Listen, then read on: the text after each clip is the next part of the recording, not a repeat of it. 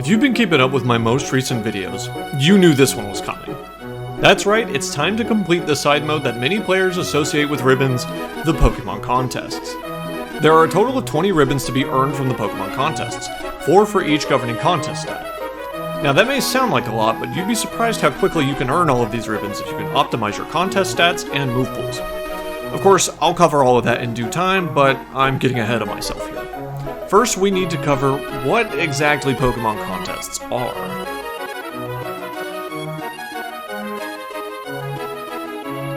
Pokemon contests are sort of like beauty pageants. Instead of having your Pokemon compete in battles and attacking each other, Pokemon try to stand out with visual appeal and the unique qualities of their attacks.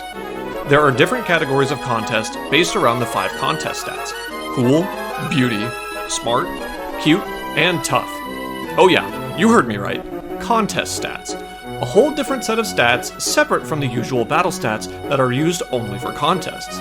We'll talk about the best ways to maximize these stats later, but regardless of which contest you enter, the contest is broken up into 2 segments. The first segment is what I refer to as the visual segment. During this segment, you introduce your Pokemon before the crowd, and the crowd votes which Pokemon they like the most. There is no player input here, but how well you do in this portion of the contest is dependent on how high your contest stats are. So if you enter a cute contest and your Pokemon has the maximum cute stat, then you will receive a high score in the visual portion every time. The second part of the contest is the appeal segment, where your Pokemon performs their moves to try and impress the judge and the audience. Moves have differing effects like altering the turn order, disrupting other Pokemon, etc. Altogether, it sounds like a pretty nuanced game mode, right?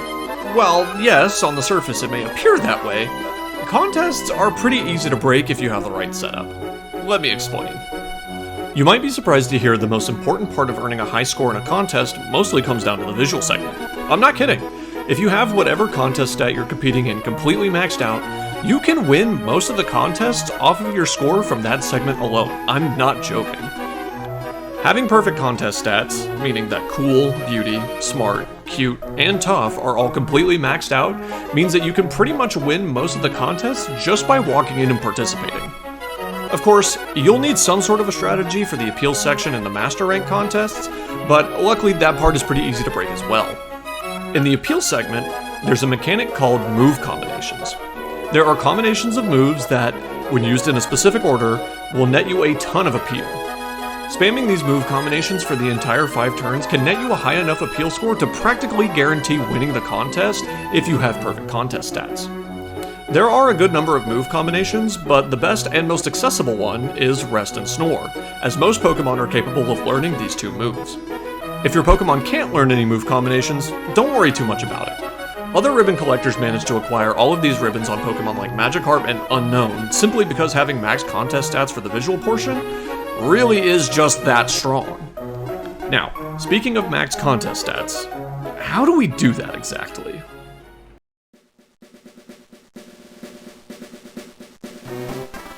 That's where Pokeblocks come in.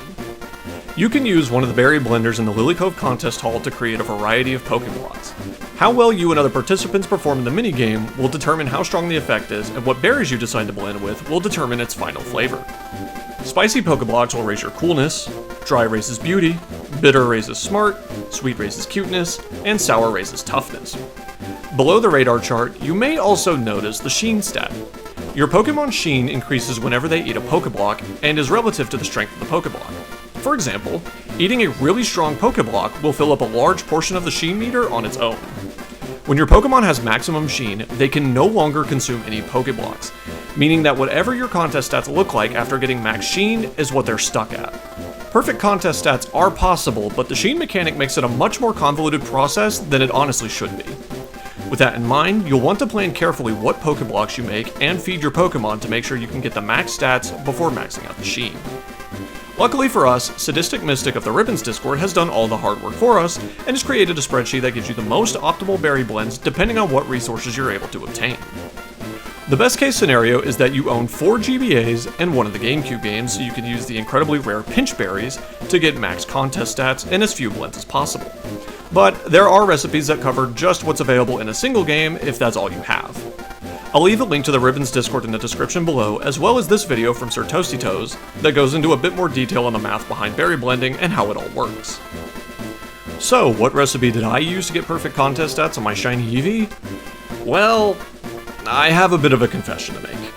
I didn't use the berry blender to get perfect contest stats at all. You see, I own several GBA systems and both of the GameCube games, so my original intention was to grind Poke Coupons for the pinch berries and do the blending like normal, but here's the thing. Grinding for Poke Coupons in Pokemon Colosseum and XD Gale of Darkness is a slog. The most optimal recipe for max stats requires 2 Pitaya berries, 2 Ganlon berries, 2 Salic berries, and 1 Apricot berry. These berries can only be purchased in Pokemon Colosseum or Pokemon XD Gale of Darkness for 15,000 Poke Coupons. Now realistically, I'd only need 1 of each berry because once I have 1, I could trade it over to Pokemon Emerald and clone it using the Battle Tower cloning glitch, but that still requires me to have 60,000 Poke Coupons.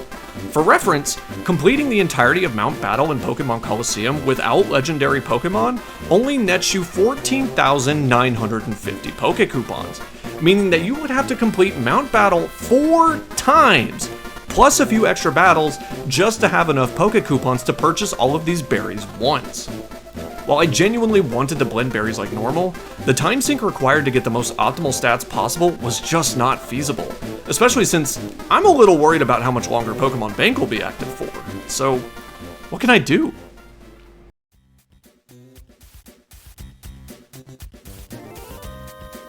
Enter the Pomeg berry. No, we aren't going to blend this berry into some all-powerful Pokeblock.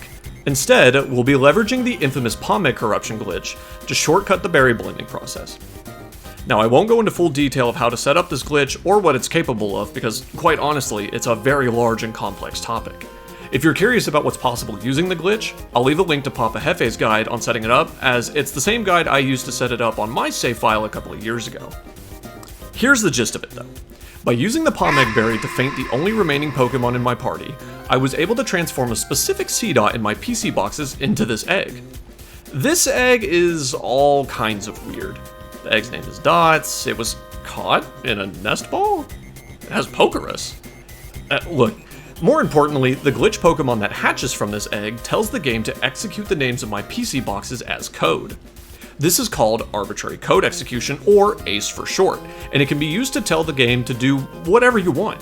You can teleport anywhere, respawn defeated legendaries, max out your battle points, read your secret ID, and of course, get an entire case of perfect Pokeblocks that will max all contest stats, including the Sheen, with just 1 block. So that's what I did. I typed the codes into my PC boxes, hatched the glitch egg, and boom! A whole case of perfect Pokeblocks. I feed just 1 of these blocks to my Ribbon Master, and just like that, perfect contest stats. I understand if that seems like an anticlimactic way of blowing through the most challenging part of the contests, and like I said, I originally did not plan on doing things this way, but time is of the essence at the moment, so this is the route I took.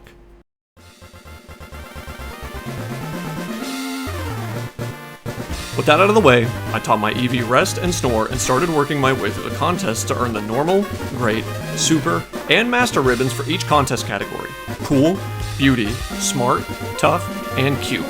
All 20 ribbons and... oh, wait a minute. Who's this? Ah, yes, the artist.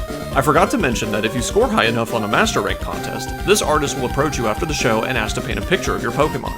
Agreeing to let him paint will award the Pokemon the artist ribbon. In order to get the artist to approach you in the first place though, you need to make sure you speak to him at the Lily Cove Art Museum first, otherwise he'll never appear. But, yeah. There really isn't much else to say. With perfect contest stats and a move combination, the contest can be won without much effort. In classic Pokemon fashion, the hard part of the journey is just getting the proper setup and stats. So, that'll do it for this video. If you haven't seen any of my other Pokemon Ribbon videos, check out the playlist in the card up top, and be on the lookout for more coming soon. We're almost done with Generation 3, and we'll be moving on to Generation 4 after a quick visit to the Ore region. I'll see you then.